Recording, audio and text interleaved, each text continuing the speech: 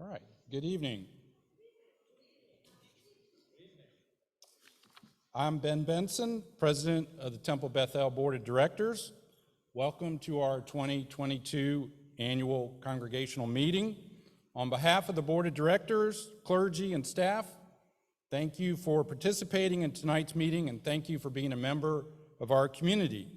It's great to be here together in the Blumenthal Sanctuary and with our online participants as well. I now call this meeting to order. Tonight, we're going to hear from our new Chief Operating Officer, Jonathan Friedman. We're going to revisit some of the events, milestones, and accomplishments here at the Temple since last year's annual meeting. We're going to review the financial reports from the last fiscal year and present the proposed budget for 2022-2023 and ask for your approval. We will present the proposed slate of board officers and new board members for your approval as well. The budget information and the proposed slate have been on the website for about 4 weeks now. I hope you had a chance to look at that information.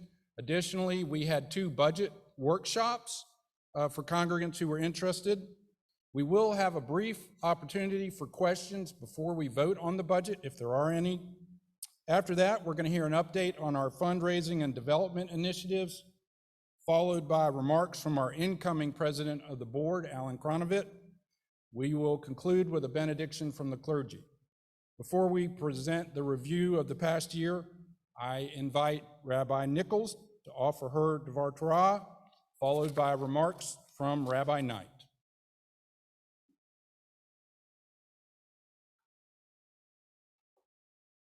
Thank you. If we can go to the slide.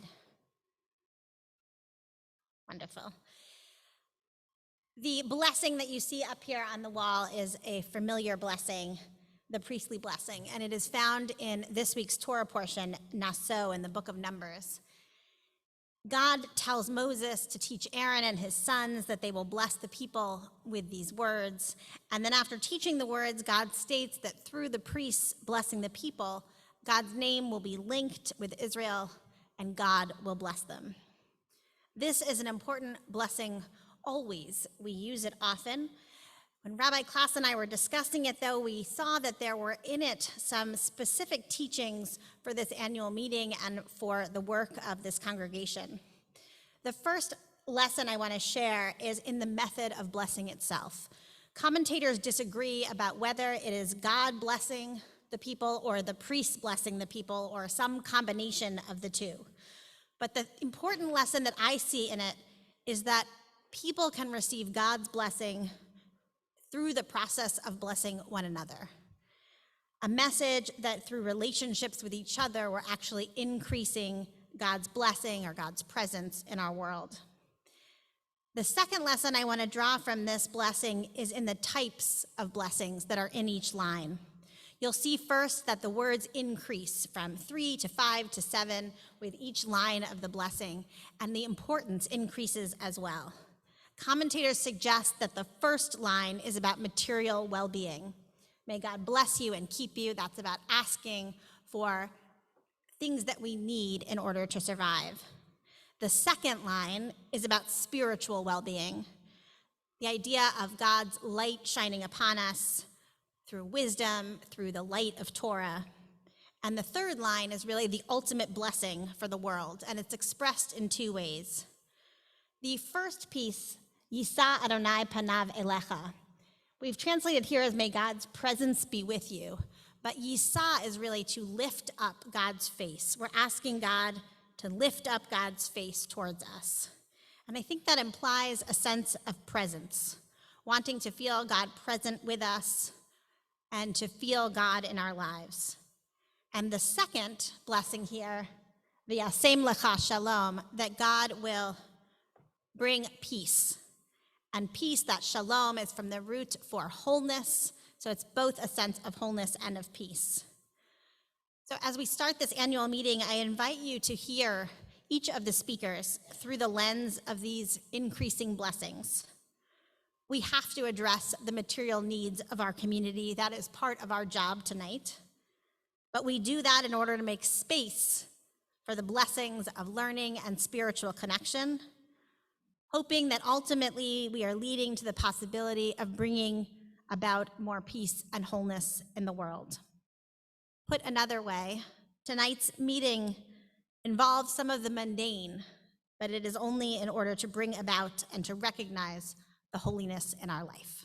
Thank you.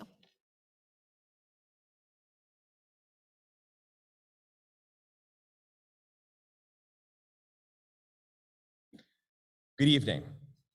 If you are watching this video, it means that I have successfully made it through TSA security and have boarded a plane.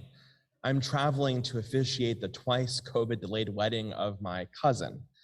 I appreciate very much Temple Bethel's leadership and professional team for making it possible for me to attend our family wedding. Our Jewish tradition encourages us to start with gratitude. And I am thankful for Temple Bethel. In the nearly 80 years of our congregation's history, we have had generations of outstanding leadership and unwavering support. We built a truly unique and beautiful campus. We have a phenomenal professional team that works with our lay leaders every day to care for our people and to deliver dynamic, innovative Jewish worship, life cycles, and programming, a team that is truly devoted to advancing Temple's mission. We have worked beyond our walls to seek out ways to make lasting differences in our community. We have a proud history of challenging ourselves and others to always consider what is the right thing to do. And I feel privileged to be a part of the rich history of this congregation and to be a part of what we continue to build together across the generations of Jewish Charlotteans. This legacy of leadership continued under the leadership of Benjamin Benson, our soon-to-be past president.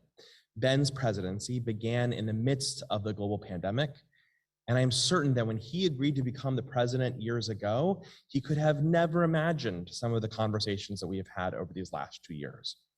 We owe Ben tremendous thanks for his steady and steadfast leadership through one of the most trying periods of our congregations and our nation's and our world's history, and his dedication and resolve have been remarkable. Ben, thank you for your friendship, your mentorship and partnership, and thank you to the board members whose terms are ending, but whose dedication and leadership remains strong: John Small, Alan Sherman, Renee Sutker, and Jason Schechter. I also want to thank our incredible clergy and staff for what they do for our community day in and day out. And while we will miss Rabbi Klass, whose amazing tenure will conclude later this month, we are thrilled to welcome Rabbi Erdheim to our congregation. I also want to extend a special mazel tov to Cantor Thomas, who is making all of us proud this evening as she is being installed as a vice president of the American Conference of Cantors, an honor and position that is both well-deserved and an example of the leadership that she provides to the American Cantorate. Indeed, all of Temple's clergy are involved in national leadership positions in the Reform movement, something for which I am and we should all be very proud. I am also grateful to serve this community as senior rabbi. On July 1st, I will celebrate 6 years as the senior rabbi of Temple Bethel. And when we moved to Charlotte, our youngest wasn't walking and our oldest was a wide-eyed preschooler nervous about the first days of CJP. And now our youngest sings and dances and our oldest couldn't be more excited to be at sleepaway camp and away from his parents for a few weeks. I would never have predicted in 2016 that fully 1/3 of my rabbinate here would have included leading through a global pandemic with all the societal ups and downs that we've all experienced. These years have reminded me that we live in a very complex, ambiguous, and volatile world. And despite the challenges we face, we also choose to do what Jewish generations did before us, to live with resilience. We learned time and again that we are stronger together. We are stronger when we care for each other. We are stronger when we root ourselves in our traditions, rituals, prayers, and melodies. We are stronger when we realize that the heart of our future is connected to the strength of our past. I'm not surprised by how our community has embraced the challenges of our day. It's what we do as Jews. We choose to move through the unknown with resiliency, gratitude, and some good old-fashioned chutzpah, too. During this time, I have been inspired again and again by the way that We have confronted extraordinary challenges with creativity, with wisdom, and with grace. And in particular, I have been moved by the compassion and care that we have shown one another. During dark hours when forces beyond our control tore at the fabric of our society, our community rose to the occasion with a strong Jewish spirit of creativity and passion and compassion. And as we near our 80th year as a synagogue, we really have a unique chance and obligation to shape the future of progressive Jewry in Charlotte too. We have the power to inspire holistic and healthy Jewish living, to connect Jews of all ages and stages together, to create better everyday lives in small and large groups.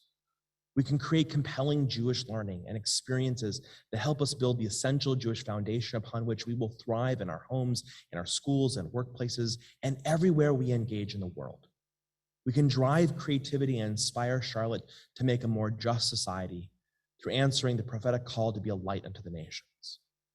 We can spread the wisdom of our tradition in ways that excite and challenge the ways people see and experience the Jewish community.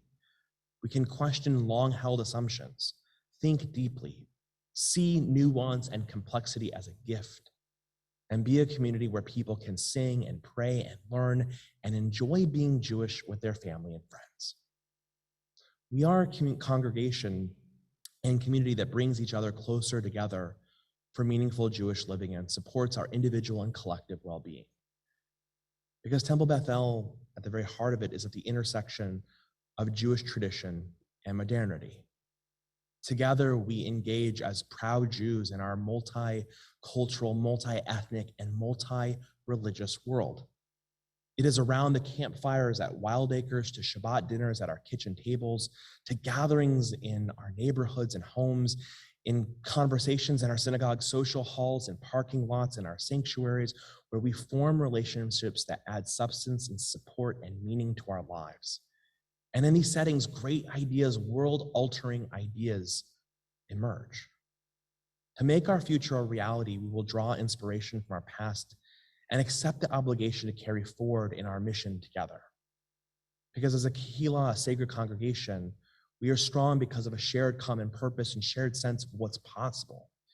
As a Kehillah, as a sacred congregation, we are made stronger because of the commitment to each individual to give to their time and energy and effort and resources to make a vision of progressive Judaism come true. We are proud about being Jewish and proud to be a member of Temple Bethel.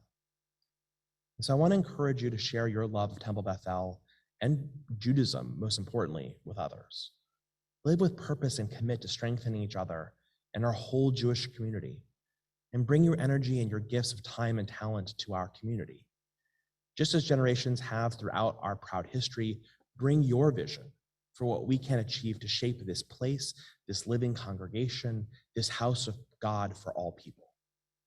In this new year for Temple Bethel, as we welcome new leadership and give thanks for what we have had, may we continue to welcome each other with open arms and gratitude for the strength that we can bring to each other and for the community that we continually create together.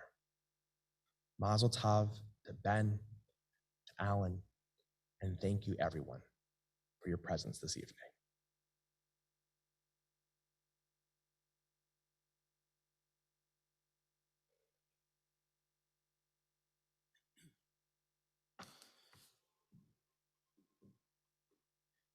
Good evening, everyone.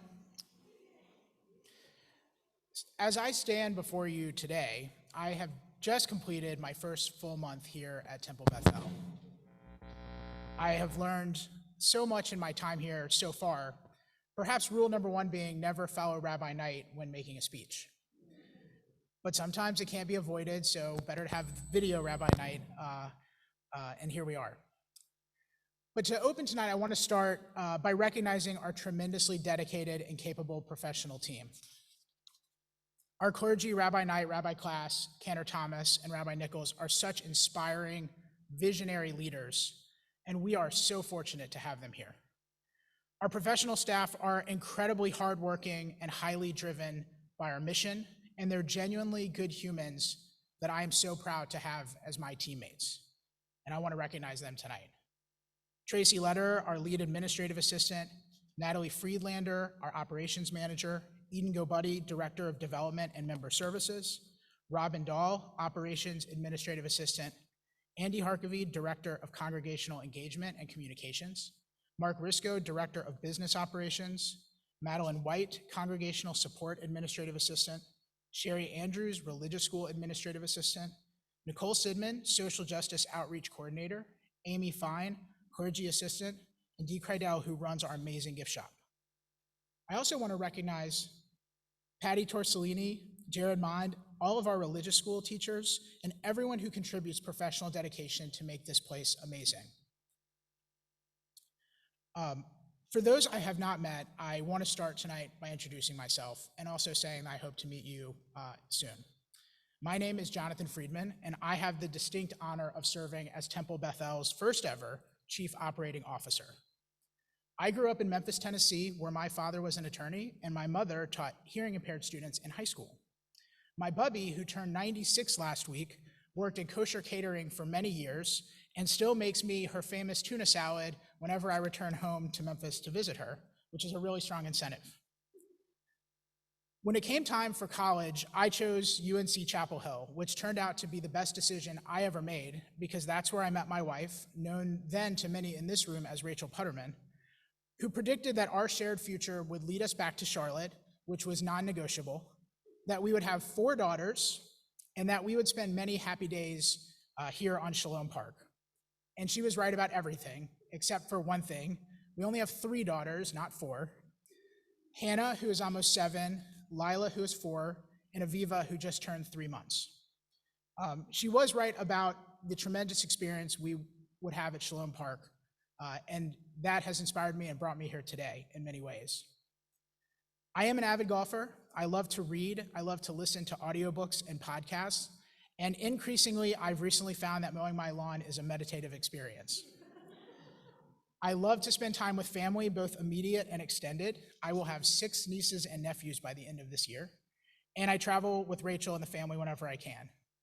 When it comes to sports, I cheer for the Panthers and the Tar Heels, and I split my allegiance between the Hornets and the Memphis Grizzlies, usually depending on the year. Before coming to Temple Bethel, I spent around 10 years as an attorney, first as a litigator at a large New York law firm, and then as corporate counsel for a startup company here in Charlotte. I've been blessed with opportunities that have trained me to identify potential issues and pitfalls and utilize a collaborative approach to problem solving that seeks creative, value-driven solutions. I am grateful for the opportunity to serve this congregation, and I respect the trust placed in me to do so. I'm committed to being a conscientious steward, a tireless ambassador, and an innovative executive to carry forward and extend the rich traditions of this amazing institution. My motivation for serving Temple Bethel is in many ways a product of my evolving philosophy on the era we are experiencing, and my experience here on Shalom Park, and the inspirational effect that honestly so many people in this room have had as I volunteered across the park and as I've been a participant in so many programs. As much as ever, there is a critical need for strong spiritual communities that come together to appreciate the divine around us in this world and in each other. We live in a time that's far too often characterized by fear, hate, polarization, complex challenges, and in some cases, despair. Our world has survived 2+ years of a devastating pandemic that has only compounded profound issues that pre-existed its arrival.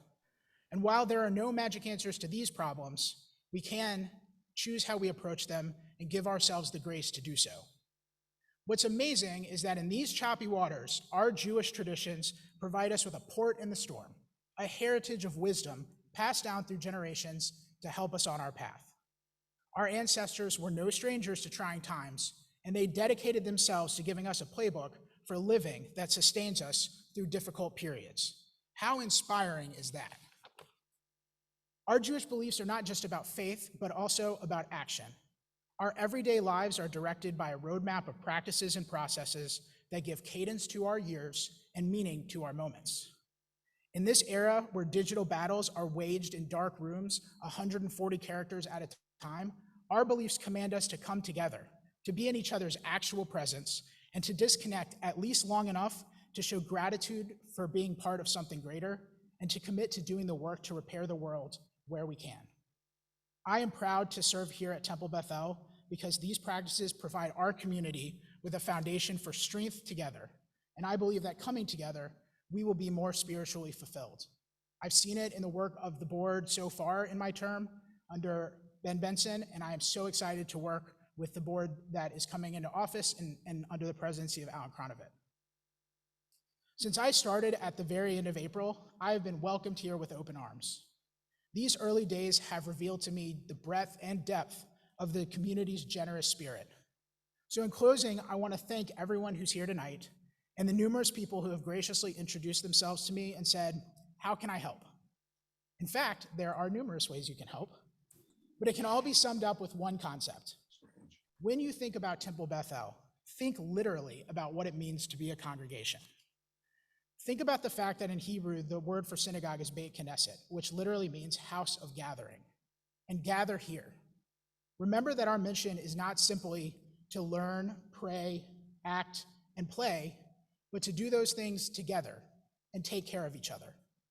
Each one of you is an integral part of this congregation, and we want you to be here and feel fulfilled by your time here. Invest in yourselves and in your spiritual well-being by congregating here and making Temple Bethel the type of institution that you want to be a consistent part of your life.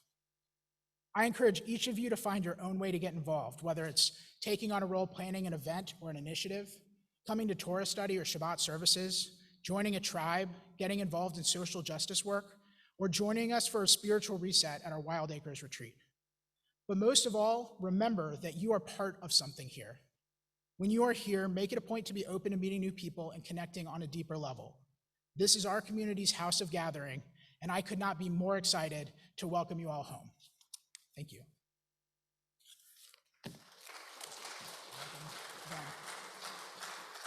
Ben's going to join us for our presidential address. Thank you, Jonathan. So, last June, 15 months into the COVID pandemic, I detailed some of the initiatives planned for the 21-22 fiscal year. Our plans were ambitious even in the face of continuing uncertainty surrounding in-person services and programming. I'm happy to report that we were able to successfully execute on almost all of those plans. They include the phased reopening of the building, which started in June of 2021. I attended the first in-person Shabbat once we reopened, and it was great medicine for my soul. Though our building was reopened, we knew that continuing to offer an engaging, quality online experience would be important moving forward. Accordingly, in July and August, we installed new projectors, cameras, and lights in the sanctuary. Also, last summer, we continued to expand tribes as we created strong communities and togetherness in small groups for over 350 congregants across almost 40 tribes. In September, we celebrated the High Holy Days as a community, both in person and online. Like they have done throughout the past 2 years, the clergy and staff worked extremely hard to provide meaningful services while maintaining recommended health and safety practices for everyone's protection. Later in September, we were also able to finally celebrate a belated installation for Rabbi Nichols. In October, our religious school kicked off under her leadership. The school provided spiritual education and care to over 240 K-7 children, while almost 60 Temple Bethel teens attended Hebrew High, and we celebrated the confirmation of 19 young adults. In November, we held our biannual High on Laughter fundraiser and raised over $200,000. These funds are allocated according to the board's direction to yearly operations, our endowment, the building fund, and to the Robin Farber Leadership Development Program. Special shout out to the committee that made it happen: Mickey Gold, Dawn Gold, Kelly Wilson, Paige Cohen, Fred Dumas, Jonathan Howard, Mitch Rifkin, Tonda Rifkin, Sarah Schreibman, John Small, and Doug Wilson.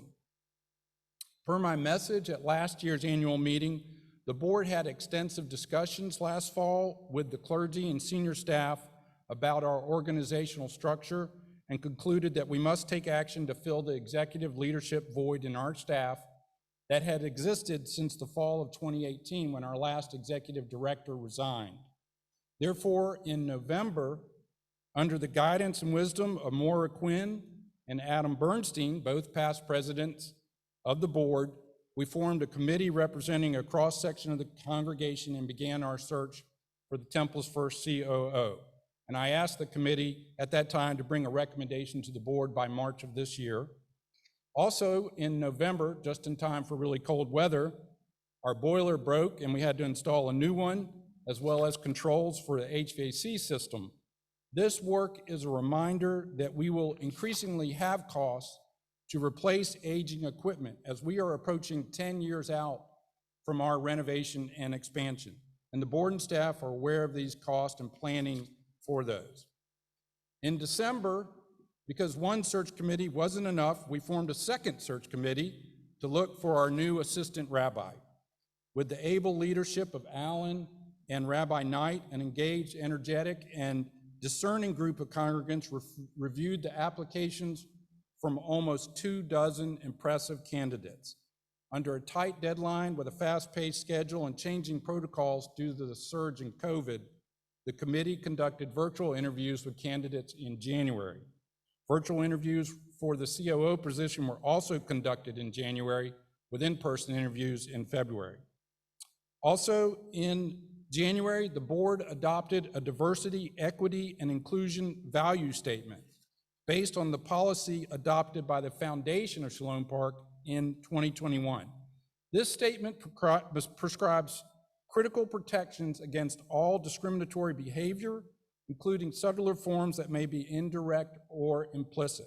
Temple Bethel is committed to cultivating a harmonious workplace and community.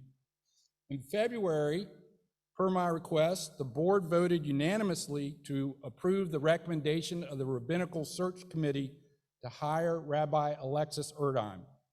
I know you will join me in welcoming Rabbi Erdheim and her fiance Charlie to the Temple Bethel community.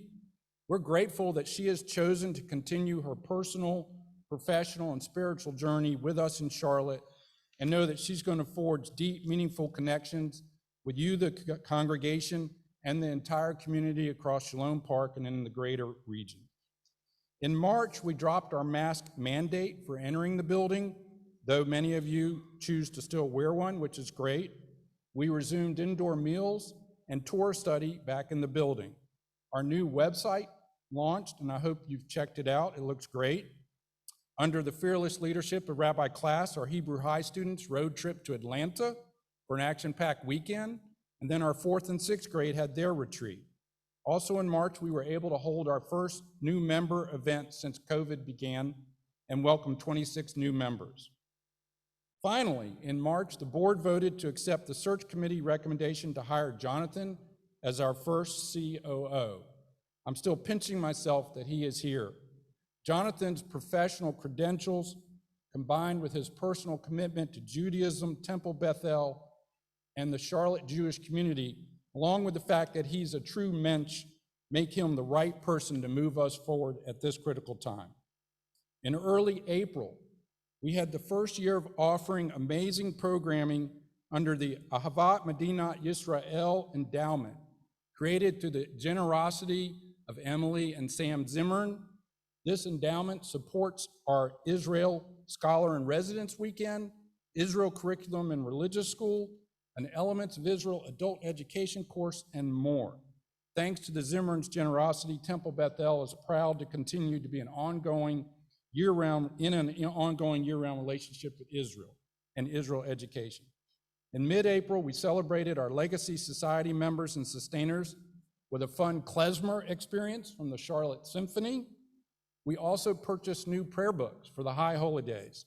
We've actually been using content from these prayer books for a few years now without the hard copies, which has created a lot of extra work for the clergy and staff. We look forward to finally using the books in September. Throughout the past 12 months, from the Brotherhood to the Porch to Spice to Liberty, our cohorts continued to come together hosting dozens of fun, interesting, informative, and thoughtful events.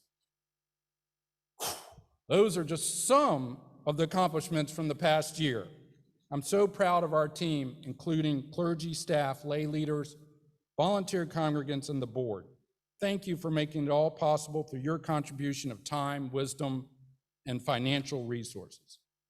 Speaking of thank yous, there are quite a few specific ones that I need to make tonight, as it's my last official meeting as the president of the board. First, I'd like to thank my Temple Bethel tribe. Thank you for letting me kvetch the past 2 years and propping me up. It's been a joy to get to know every one of you, and I look forward to being with you and still complaining. To the current and past board members who I have served, thank you for the partnership. Thank you for being patient and accepting of my sometimes naive leadership idiosyncrasies. Thank you to the outgoing board members, especially.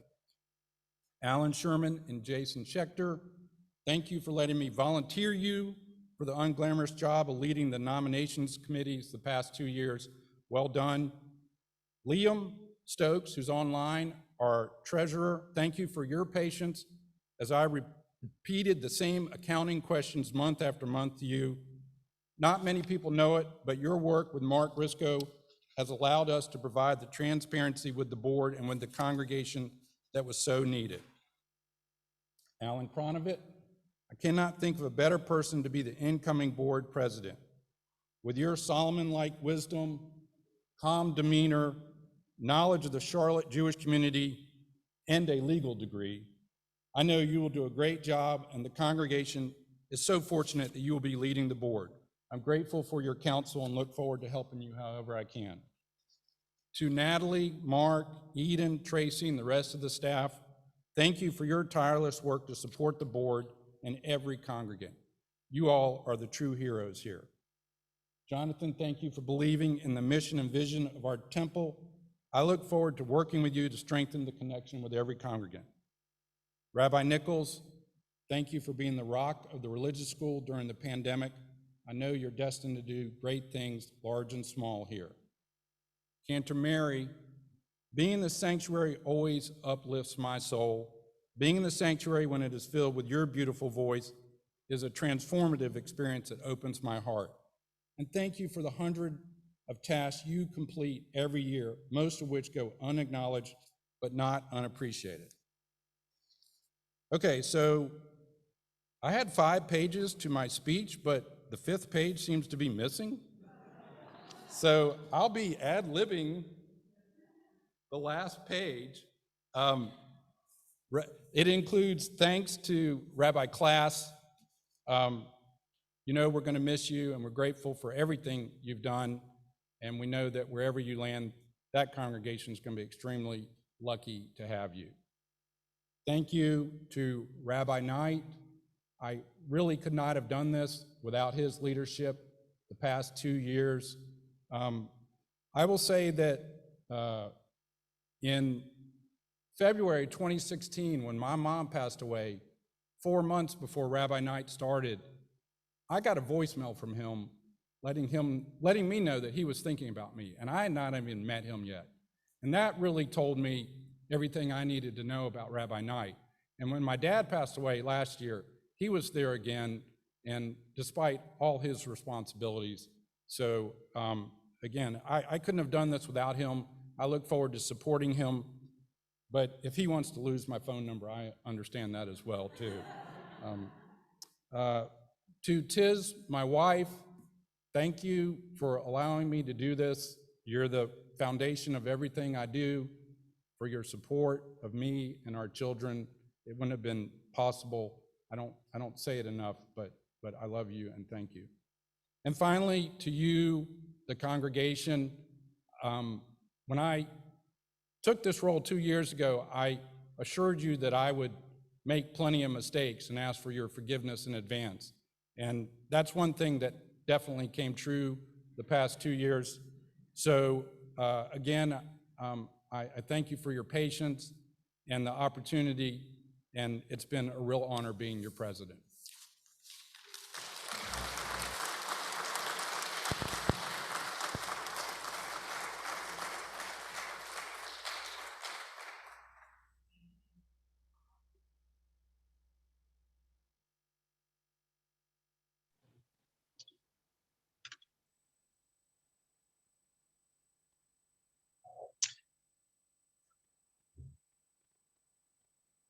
Hi, this is Liam Stokes, the treasurer for Temple Bethel, and I want to preface my comments by apologizing for not being there in person.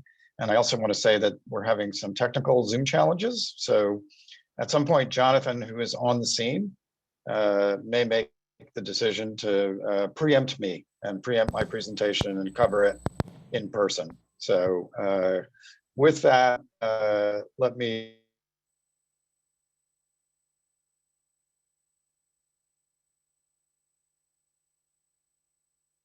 start by just thanking Ben for his leadership, as well as a really critical board member. What I wanted to spend this evening discussing with you as our congregation is the state of our budget, both the current fiscal year budget, fiscal year 2022,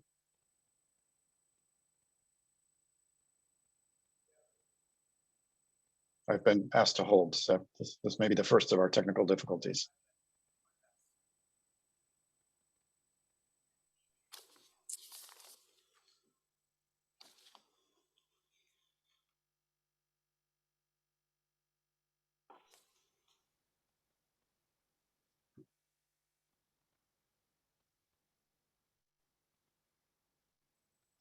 I'm pretty sure it's headphones.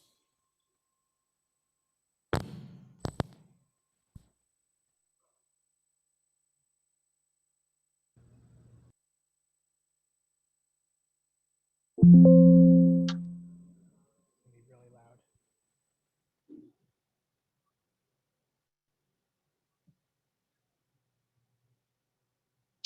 Hi, this is Liam again. We're doing a little testing live in front of the audience.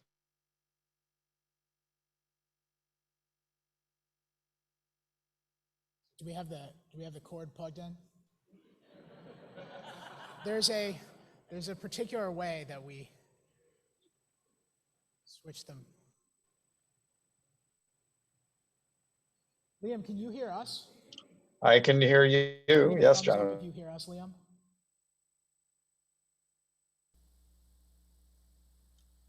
Why don't I dive in? Everyone thought they had enough of me tonight, but here I am back again, and I'm going to try to work through this. Maybe we can get Liam back, but it seems like his connection might be a little bit choppy. He was gracious enough to try to dial in. He's got quite a travel schedule, and so we thought it could work, but here we are, and I'm ready to talk through the finances.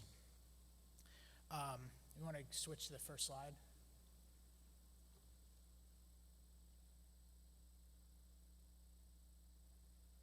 All right, so this is also why we passed out the handouts, because we know there are a lot of bullet points. There's a lot of information that we want to communicate in the interest of being transparent and open about the finances of the congregation.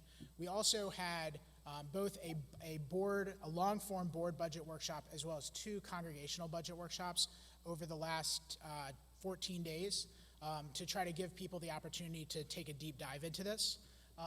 But we start with a summary of the performance from the past year. And we provide it in a couple of different ways. First, you'll see in the charts, we have a chart of both revenues and expenses. We chart these against last year's actual performance, which is the 2021A, the 2022F, which is calendar year, this fiscal year's forecasted performance through the next few weeks when our fiscal year ends on June 30th. And then finally, a comparison against the anticipated budget that we're proposing tonight for the 2022-2023 fiscal year. There's a few notes to make. At the beginning, we talk about how do we perform this year against last year. And Eden is walking around with copies of the deck, so if you would like one, she is happy to pass one out. So in comparison between 2020, nope, we're still on the first slide, the summary slide, yep. So comparing 2022 forecast, which is, again, like 3 weeks left, in 2021, there are a few changes, things that drove higher revenue this year. The most important trend to be aware of is the obvious one, which was this year allowed us to at least have a partially operational year, start to get back in the swing of things and have a real operational schedule. And so that drove both revenue and expense sides of the 2021-2022 fiscal year performance. So you'll see that revenue was up approximately $256,000 year over year. And this is comprised primarily of an increase in fundraising, an increase in B'nai Mitzvah fees. So these are the fees and donations associated with B'nai Mitzvot, which we were so happy to have back in the building this year. Facility rentals fees. So when the building is open, when we are having vibrant events in the community, we have more groups that want to come and use our beautiful building. So that was up by $53,000. And then religious schools being back in session, we brought a lot of families back, and so you saw there was a big rise in the tuition associated with religious school. And those were the primary components of the increase in revenue.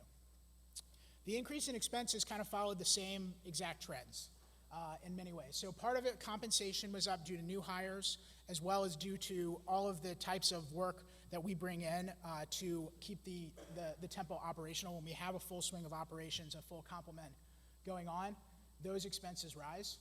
The same is true with school expenses. Those have risen this year, again, being back for most of a full year. And then the same with building and contract labor being up due to returning back to the building. So we're going to go one more on that side. Yeah. Thanks, Ian. In my wisdom, I put the notes copy up here, which actually shrinks the bullets even smaller, if you can believe it. So thank you, Andy. So against fiscal year 2023, we are assuming an increase in revenue of about 16%. And we're largely connecting this again with what it looks like to be back, and to be back with a full suite of programs and initiatives and have people back participating. So that's program revenues, facility rentals, religious school enrollment, additional fundraising, and we're going to go into this a little bit further in a couple more slides. And as well as an increased draw from the spendable portion of our endowment. We're also assuming My Temple commitment increases of about $58,000, which is about 3%, and that is going to be attributable to not just an increase in giving from the congregation, but also a growth in the congregation, as we hope that a lot of people who may not have been coming out or may not have been members of a congregation during COVID come back and are ready to have a spiritual community again. Lastly, while My Temple commitment was kept flat this year, security revenues are increasing, and so I think a lot of people know about that from receiving their My Temple commitment packages. But the security revenue is increasing, and that's really in direct line with what our security expenses are going to be. We've typically actually underestimated those a little bit on the security fee side. We're trying to get a little bit closer to a true up this year, and you'll see that on the next slide. By the same token, we operate on a balanced budget year to year, and that assumes a $445,000 increase, or 17%, again, due to the increases in programming, expenses, and on-site operations, as well as some payroll and compensation, including yours truly, and I'm very grateful for it. We'll go to the next slide now. So this is another way to look at the breakdown of the year-end forecast results. We have both a revenue and an expense side. On the revenue side, you'll see the biggest large chunk, it's obviously bigger than just a slice, is the My Temple commitment. This is the core of our operational revenues and our operational budget. We are a congregation of people, and we rely on our members, and that is year in, year out going to be the biggest part of our budget.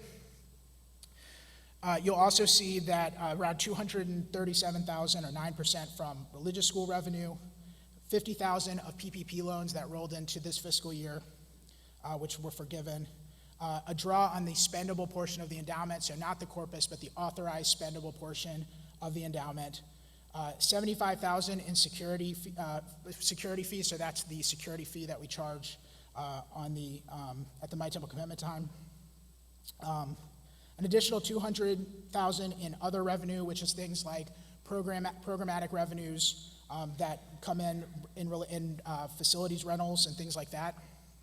And then finally, fundraising, which again, we learned about the success of the High on Laughter, which we're so grateful for that effort. And so a portion of those fundraising efforts are found in this part of the revenue breakout.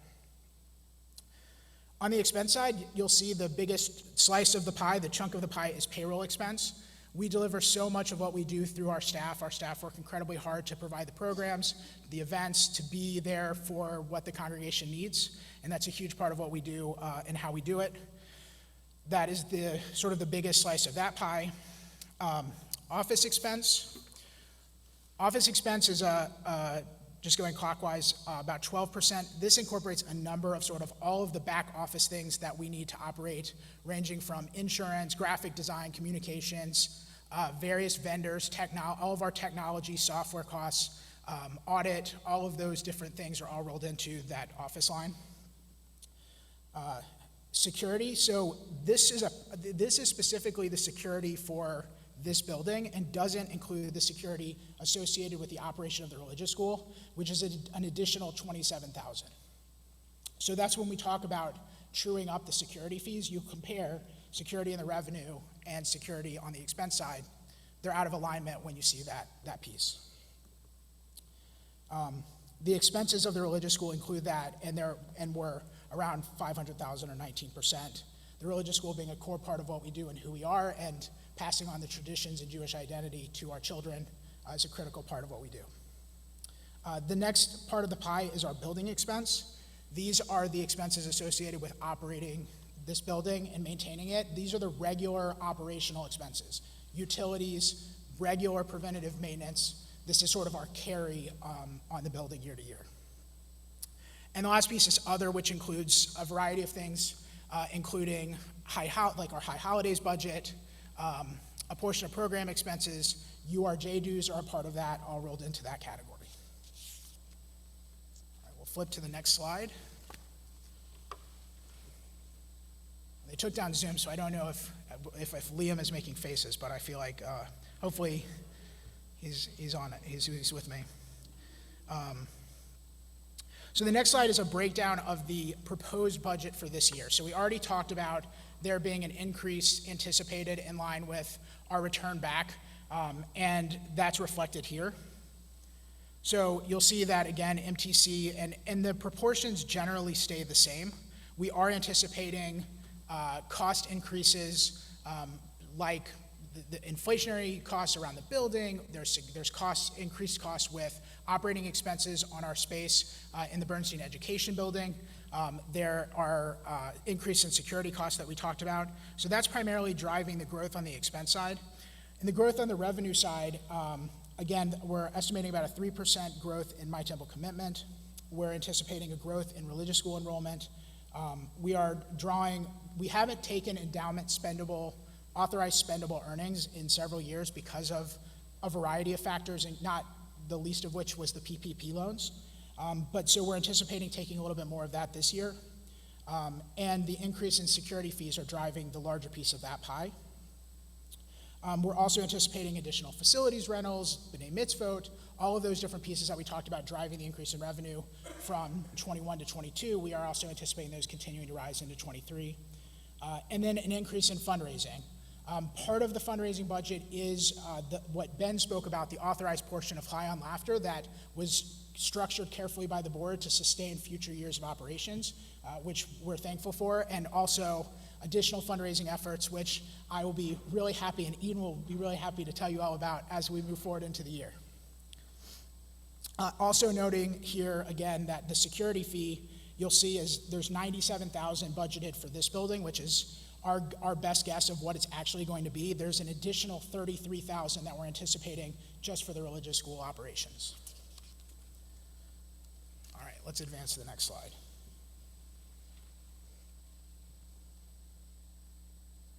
So this slide provides an update on where we are with the endowment. There's two charts. The chart in the upper left provides just an overview of a point in time balance of what is in the corpus of the endowments. You'll see that it grew from June 2020 to June 2021 and has come down a little bit. A lot of that is just simply market related. It hasn't been the best first quarter of 2022 and into second quarter 2022, but that's largely reflected there. You know, the point to make here is that, you know, we are so grateful for our endowment. Our endowment is a cornerstone of future sustainability. It's something in future years that we will need to continue to grow to provide us with that sustainability, but we're so grateful for where we are. And that feeds into the bottom left-hand corner slide, or chart, which shows the available earnings. And again, this is the interest that's authorized for us to be able to spend from the endowment. And we show this in sort of two main parts. There's designated operating expenses, so these are funds that have specific designations. We respect what they are being donated for, what the restrictions of those endowments are, how we are supposed to use them, and account for those accordingly. And then an undesignated operating, which are endowment earnings that are authorized for us to spend from the interest that are open for general operational uses. We're anticipating, so in 2022, we drew $268,000. In 2023, we're going to draw a little bit more, $400,000, which will be against a balance of what we're anticipating to be an additional $275,000 in interest and available earnings.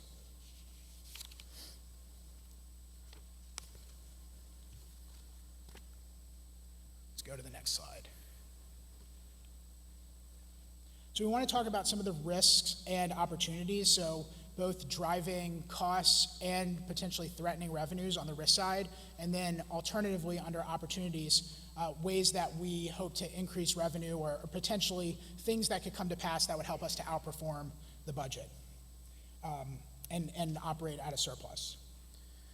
First, the risks. Obviously, with My Temple Commitment being such a huge component of our annual revenues, any kind of shortfall in that area will be a risk to our budget. And that means people not rejoining, people giving less, and that is a risk that we should all be aware of.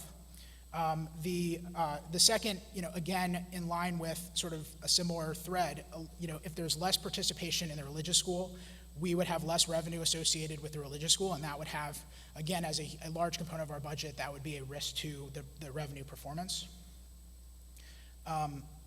Increasing expenses associated with Foundation for Shalom Park.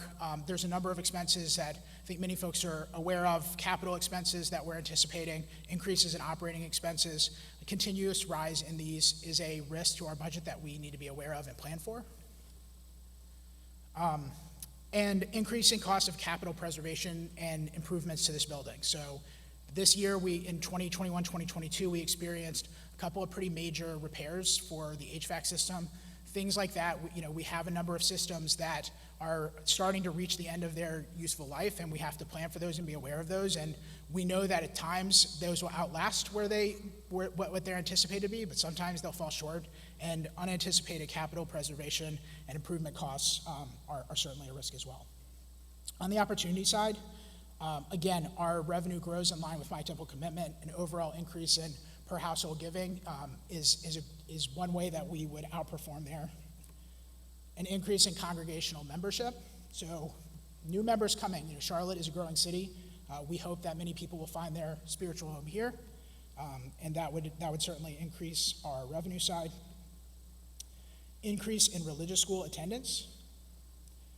Increased utilization in the facility rentals. We have a beautiful building. We hope that as people are ready to come back from this pandemic and having Simplus again, that they will have them here. B'nai mitzvot, weddings, anything, birthday parties, come here, come use our building. And then, of course, increases in other forms of charitable giving to Temple Bethel.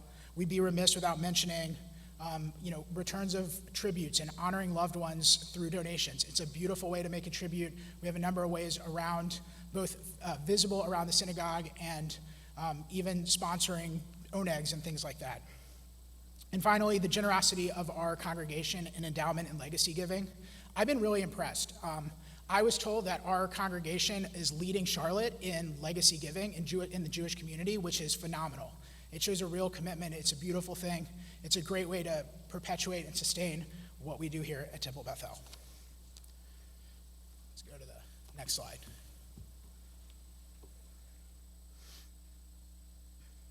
So there's two sections on this slide. One is kind of what are we doing to be aware of the risks and the opportunities, and what are the things that we can do in the event that something happens that we need to have a contingency plan for. Honestly, the fourth bullet point is probably where I want to start, which is we have transparency across a number of people. We have reporting on liquidity metrics, on revenues and expenses that are provided to a variety of people across the staff and executive board on a weekly basis. And this is designed to allow us to be nimble and to be closely aligned in monitoring the financial health of the organization. Of course, we also have different levers that we can pull or steam valves in the event that something happens where we need additional liquidity or we needed additional funding. We showed on the couple of slides back, we have a significant amount of authorized earnings from our endowment that is spendable for operational uses. We conserve that, we use it wisely, the board carefully plans for it, but it's there. Restricted funds. We have a number of restricted funds that are not endowment funds, but actually donations for operational purposes or for other expenditure purposes that have been donated to the temple that are specifically restricted to certain uses. We honor those restrictions, we use them appropriately, and they are available to sustain our operations. We have budgeted about $87,000 of that this year, and again, these are donations where people said, I'm donating this money, please use it for this purpose, and that's what we're going to do. But there's additional funding in there that we have conserved and made sure it lasts for future years, but would be available in the event we needed liquidity of some form. The last is a line of credit that we have with South State Bank. This line of credit's been in effect, or we've had it for quite a while. It's never been drawn on before, but again, it is an important thing to have. It's an important lever to have as a reserve if we ever needed it. But thankfully, we haven't had to draw on it. And it represents about 2 months of operational expenses. So the final piece of this presentation relates to our management focus. And there's 3 bullet points here, and I'm sure with the brainpower in this room, there's probably many more that we could add to the list, and I would love to have the conversation. But 3 that we've started with: evaluation of fundraising and earned revenue generating strategies and activities. We've gone through a lot on the expense side. We continue to carefully monitor expenses, but growing the revenue side is really important, and it's something that we're focused on this year, whether it's better stewardship of our congregants and of our outside community, marketing to new families moving to Charlotte to come join us here, a variety of different ways to honor loved ones through the congregation. All are a part of those strategies that are actively in work. Again, maintaining warning triggers for the board to take action when monitoring revenue, expense, and liquidity. These are critical and used and useful and go to a variety of people to make sure that they are carefully monitored. And anticipating building sustainability and repairs. Again, we talked about assets in this building that are coming to the end of their useful life, and making sure we're anticipating those is really important. And that is the financial presentation that we have tonight.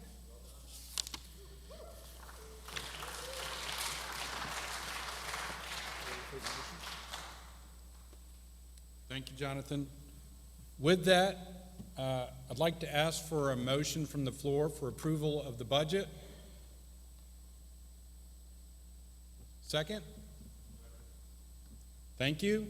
Before we vote, are there any questions? Can somebody check if there are any questions online, by the way, on Zoom? Watch for text messages. Amy's shaking her head no.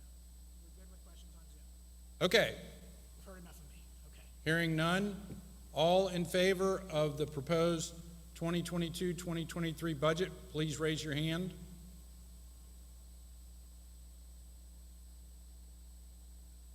You can also vote online. There's a poll online for those attending via Zoom. Okay, thank you. All opposed to the budget? Any abstentions? Budget passes. Thank you very much.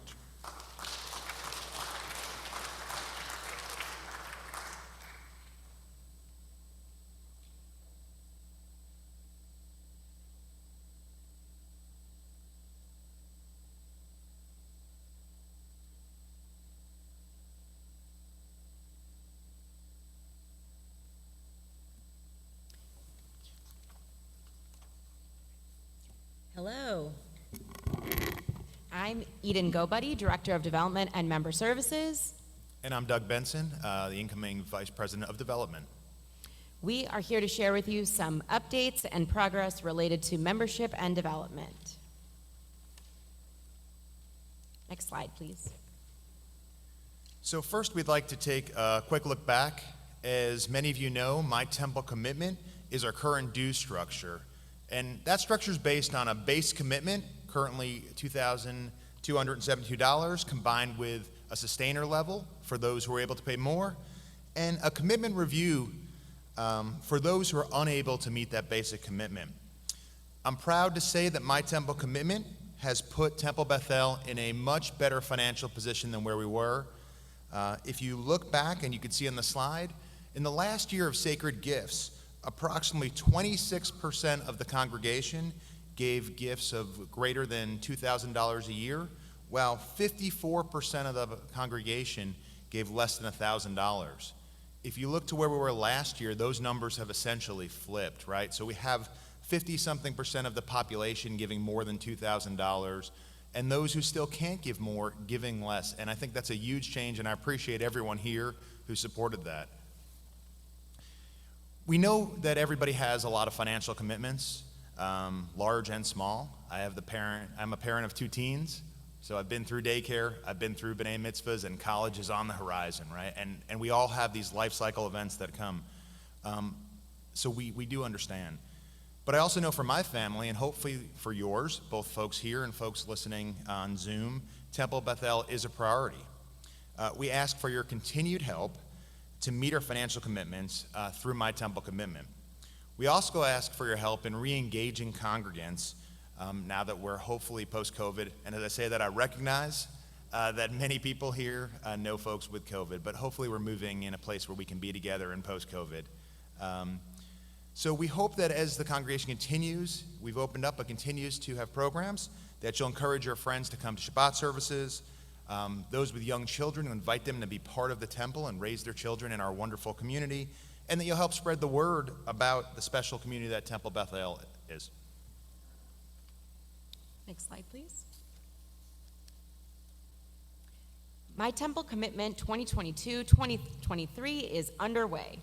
This year, as Jonathan mentioned, the Board of Directors voted to not increase the base commitment from $2,272 for a family with the eldest member above age 37. This chart shows the 3 core areas that My Temple Commitment supports, and that aligns with the budget presentation we saw earlier. Staff, clergy, and teachers, the biggest portion of our budget, congregational engagement and programming, and building and maintenance. This year, the security fee, as mentioned before, did increase to $144 per family due to increased expenses around facility safety and security.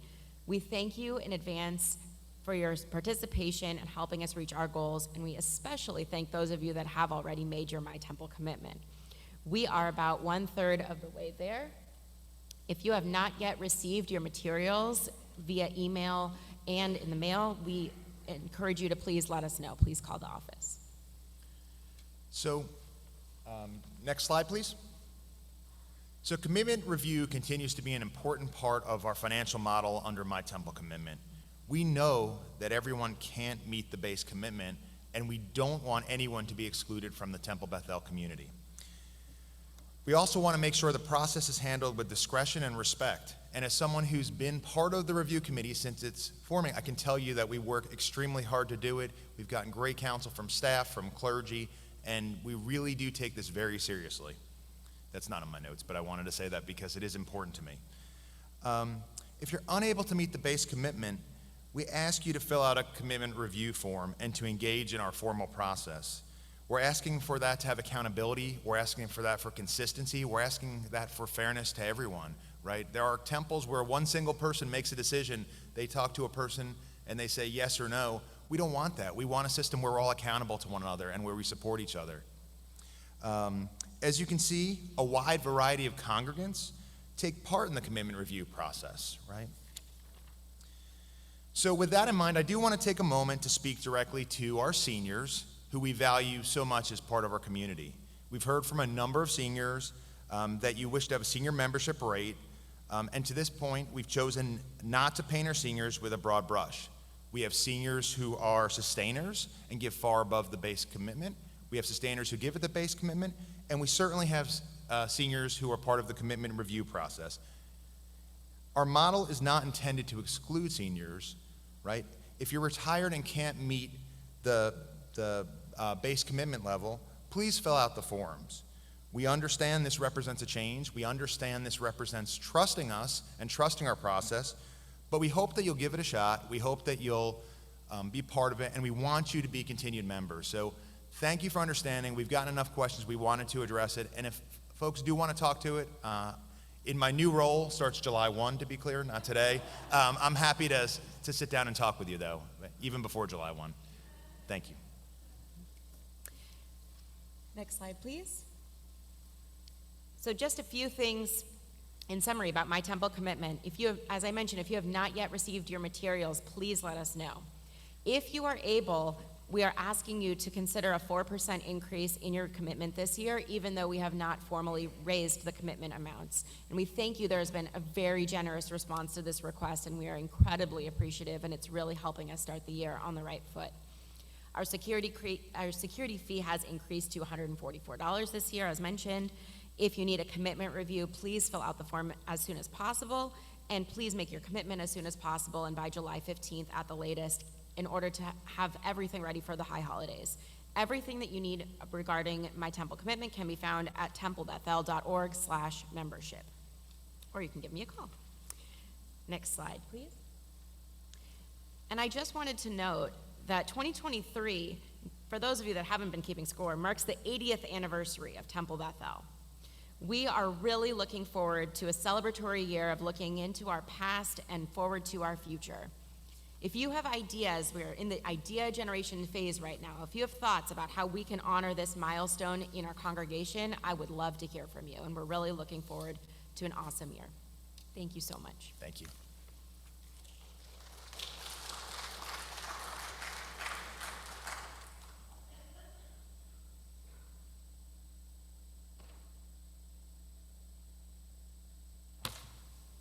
Good evening. Before we get to the proposed slate of officers and board members, I did want, can we move to the next slide, please? By the way, I'm Alan Sherman, just in case those who don't know me, the other Alan on the board. So before we get to the proposed slate of officers and board members, I did want to thank our fellow congregants and board members who served on the nominating committee, and also a big thanks to the congregants who self-nominated. Next slide. So it's my pleasure to present the nominating committee's recommendations for the 2022-23 fiscal year slate of officers. We have President Alan Kronovit, Vice President of Education Liz Naiman, Vice President of Planning Lisa Spritz, Vice President of Social Justice Jill Blumenthal, Vice President of Development, as you just heard, incoming Doug Benson, Treasurer Liam Stokes, and Secretary Jamie Bryan.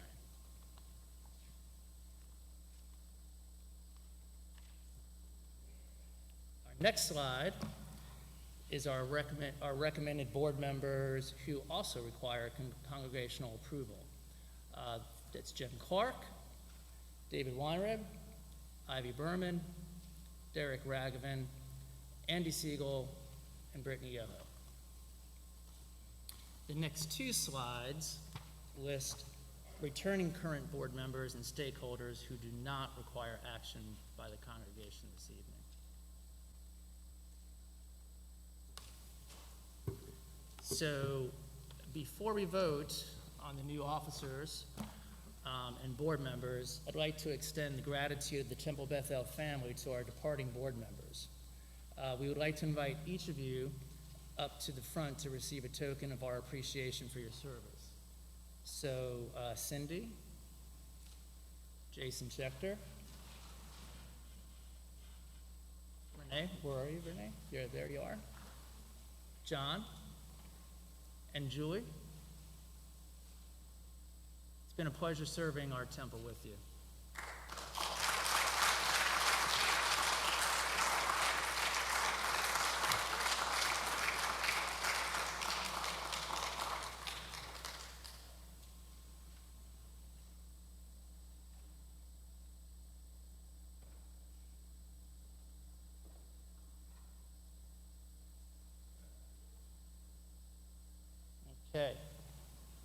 With that, we will move into voting. And then we'll have a speech, a benediction, and it's dessert time. Okay, so I gotta do this. Yeah, right, you got it, you sure? Okay. I hereby make a motion on behalf of the nominating committee to elect the slate of officers and new board members as proposed. Is there a second?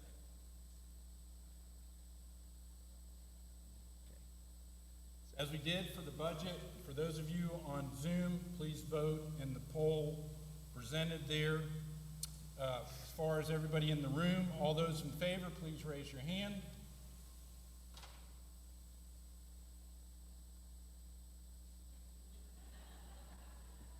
All opposed, please raise your hand. Alan, are you? Sorry, Alan, too late. Okay, any abstentions?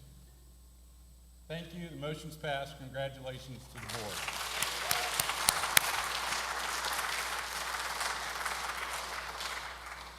Okay, Mr. President, incoming, let's go.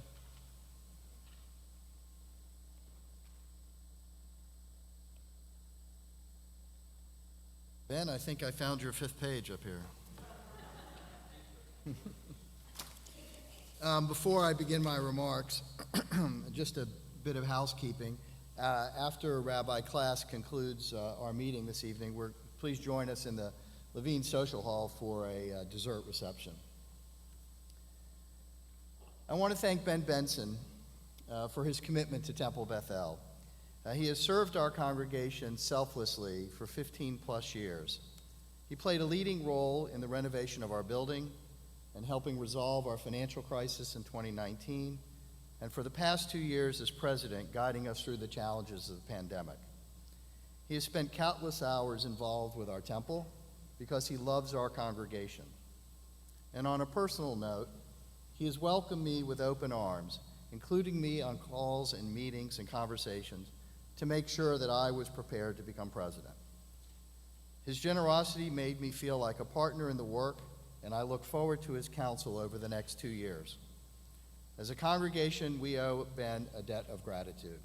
So Ben, thank you for your commitment, your dedication, and your service to the synagogue. And on behalf of the board, the clergy, the staff, and the congregation, please accept this gift as a token of our appreciation.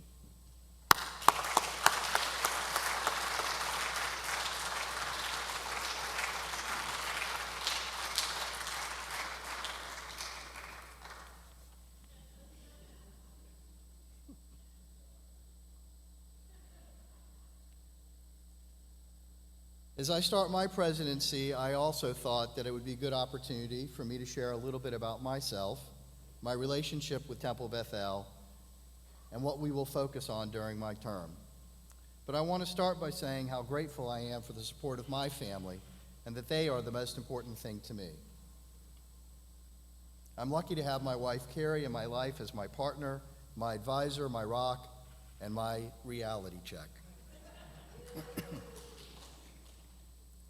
I have fond memories of my childhood in Charlotte, the time at the Amity Country Club, BBYO, and my many friends.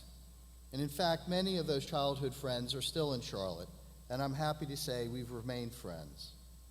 It says something remarkable about Jewish life in Charlotte in the 60s and 70s, though so many of that generation returned to raise their Jewish families. And that, along with the many newcomers, have created a dynamic life that we have in Charlotte today, for which Temple Bethel plays a major part. Carrie and I joke that we have a mixed marriage. She grew up here at Temple Bethel, and I grew up at Temple Israel, and we didn't know each other as kids. And as her father, Mark, was bringing the community together on Shalom Park, one of his motivations was that a Jewish community our size needs a way to ensure that kids have a chance to meet each other and builds friendships regardless of affiliation.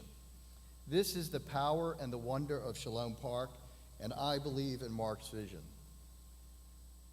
As an adult, I've had the privilege of serving on the boards of numerous civic and Jewish organizations, and I've served as the president of the Foundation for the Charlotte Jewish Community and the Jewish Federation of Greater Charlotte. These were wonderful experiences, and I'm proud of the organization's accomplishments during my tenure. and those experiences will help me as I embark on the presidency of the temple. I've been asked why I agreed to be the temple's president. Well, in addition to being unable to say no to Rabbi Knight, when he became our senior rabbi 6 years ago, it was his excitement and passion that were contagious. He reminded us that being members of a temple is not a passive activity, that if we were actively engaged in the synagogue, that we would gain so much more. And Carrie and I took that message to heart. We too became members of tribes, which have been enriching experiences for the both of us, as I know it has been for those that are tribe members. I also attend Shabbat morning Torah study and Shabbat services, and these connections bring incredible meaning to my life. And I wanted to become president to play a role in building a secure future for the temple, so that the temple could focus on its fundamental role, the spiritual development of Jewish individuals, building strong Jewish families, and a dynamic Jewish community. And in order to have a strong temple, we must have an engaged and committed congregation. Engaging with members during the pandemic required us to experiment, to be innovative and nimble, and because we did, we emerged in a strong position. And now it is time to take what we learned and create a roadmap for the future.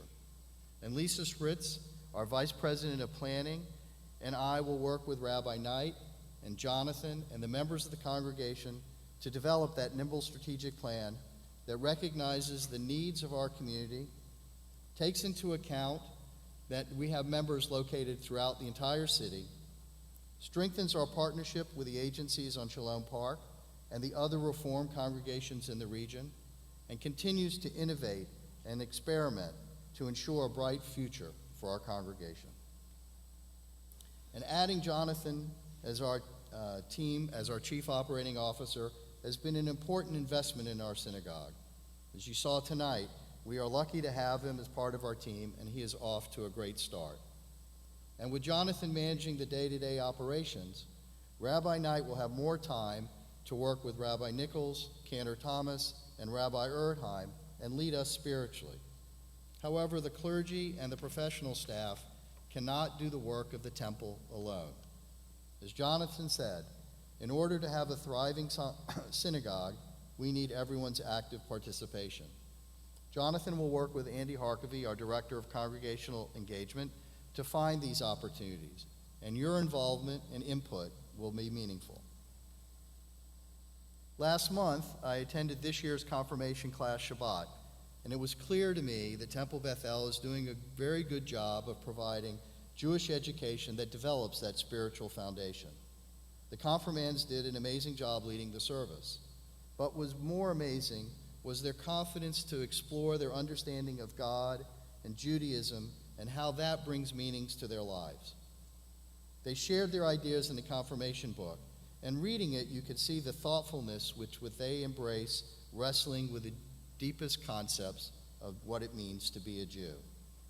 Liz Naiman, our Vice President of Education, will work closely with Rabbi Nichols to ensure we continue to deliver strong educational programs, innovate to provide those opportunities, and make it access to educational programming easier to all our members. And social justice remain a focal point of our congregation. Our social justice work is based in Torah, that we are all made in the image of God, that everyone has infinite value as God is infinite, and everyone is different, and we value that difference. Moreover, doing this work as a temple community says to Charlotte, we are full members, committed to improving our community, and we will not be constrained by the barriers of prejudice. We are grateful to Rabbi Klass, who has championed our social justice work for the last 6 years. 2 weeks ago, over 100 congregants gathered here at Temple with Rabbi Klass and Nicole Sidman, our social justice outreach coordinator, to meet Rabbi Erdheim. And Jill Blumenthal, our Vice President of Social Justice, will work with Rabbi Erdheim and Nicole to continue to build on Temple Bethel's decades-long commitment to social justice. The Board of Directors remains committed to ensuring the financial health of the synagogue. And as you heard, spoiler alert, we need to raise more money. Starting this year, our goal is to meet annually with as many members as possible to discuss the work of the synagogue and to ask for increased financial commitments, whether it's my temple commitment, endowments, or legacy giving. Earlier, we heard from Doug and Eden, and they will work with the development committee to ensure the synagogue has the funds necessary to do its critical work. As I assume the presidency, I am acutely aware of the importance of the synagogue in the lives of our members and the Charlotte Jewish community, because it has been so important to our family for the last 80 years. Carrie's grandparents were original members.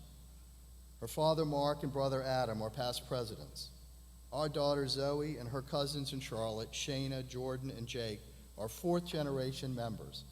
And Shayna's two daughters, Leora and Evie, and the one on the way, will be fifth-generation members. Our son-in-law Connor converted to Judaism here at Temple Bethel. My brother-in-law Andrew taught at Hebrew High for many years, and my sister-in-law Tammy is a longtime teacher in our religious school. And her father Bob was our temple's rabbi and officiated at Carrie and my wedding. The role the temple has played in the history of my family and the role that my family has played in the history of the temple inspires me to be a part of ensuring the temple remains an important part of the lives of our congregants and brings as much meaning to their families as is brought to ours for 5 generations.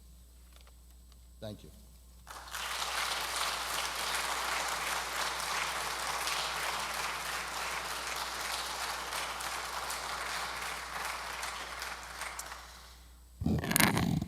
It is my distinct honor to offer a closing benediction and release us to the ice cream. I'm going to invite everyone to rise. I'm going to open the ark, and as Rabbi Nichols brought us into this space by speaking to the priestly benediction, Birkat Kohanim, we are going to together offer the words of Birkat Kohanim with an extra eye toward her teachings earlier tonight. So I'll remind us all, I think everyone in this room has probably heard these before, but after each of the 3 blessings, because this is a communal prayer, we all respond with the words, Ken Yehi Ratzon. You can practice it with me. You're ready.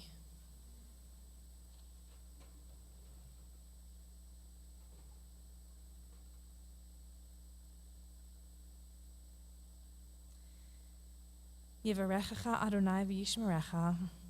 May God bless and protect Temple Bethel. May we remember to tend to the basic systems and structures, the light switches, the HVAC system, the oneg cookies that make this place thrive. Kain Yehi Ratzon. Ya'er Adonai panav elecha v'kunecha. May God shine upon Temple Bethel.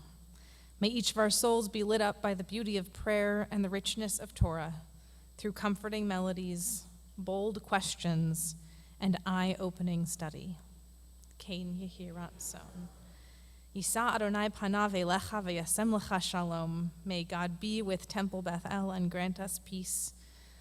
May this be a place where people truly see one another, where we commit to a depth of connection that leads to a more whole and holy world. Kain Yehi Ratzon. May this be God's will.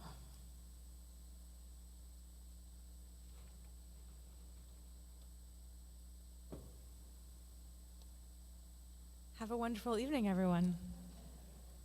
I officially call the meeting adjourned.